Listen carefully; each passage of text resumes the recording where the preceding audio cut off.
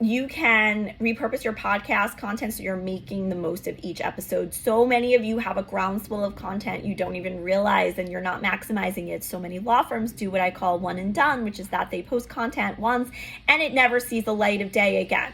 Creating that podcast, editing it, posting it on all the channels, posting it on social, posting it in an email, posting it on your website, that's not enough. Lawyers need to share it as well, of course, but that podcast episode can be repurposed down the line as well, especially if it's on an evergreen topic. Most of the content we create for a podcast is not super timely, right?